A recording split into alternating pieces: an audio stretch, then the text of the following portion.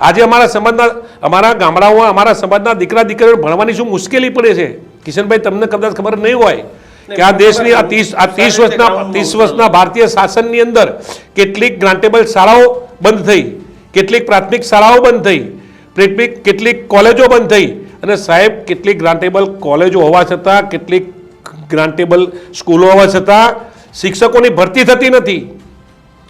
ગામડામાં અમારા દીકરા ક્યાં ભણવા જશે? ગામડામાં અમારી દીકરીઓ ક્યાં ભણવા જશે?